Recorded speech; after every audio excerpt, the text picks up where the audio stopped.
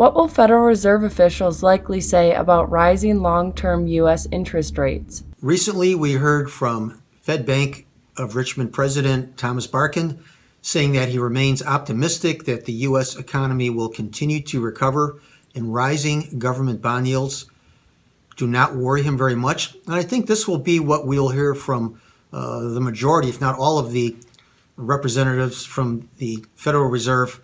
So at this point, central bank officials are not overly worried about rising long-term interest rates. And I think that will be the comments that we will be getting over the near future.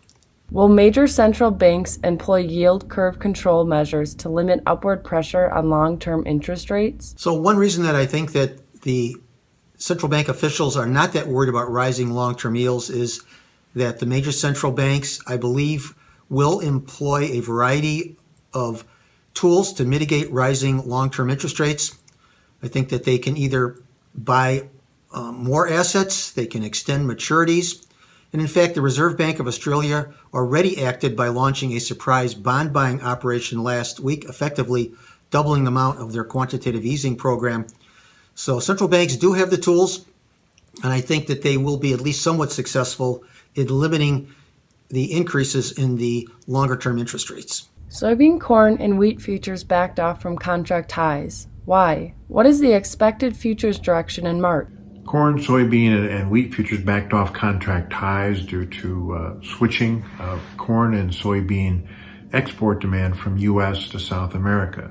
We'll also be watching pretty close to the impact China demand has as the African swine fever picks up again in their hog herd. As far as futures prices in the month of March, I would think we're mostly sideways. It's going to be difficult to trade much higher as we get closer to the South American harvest and also U.S. planting season. At the same time, U.S. oat crop stock situation is very tight.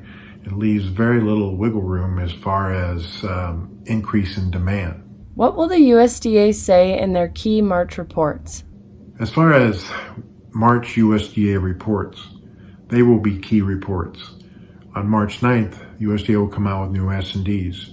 I doubt if they change the U.S. soybean carryout from 120 or the wheat from 836. And some people think they may not drop the corn carryout from 1,500 as they await for more data as far as exports are concerned, South American harvest, and just to see what the domestic demand does, especially in ethanol, as we try to get the economy to improve with more and more vaccinations. March 31st report is acres and stocks.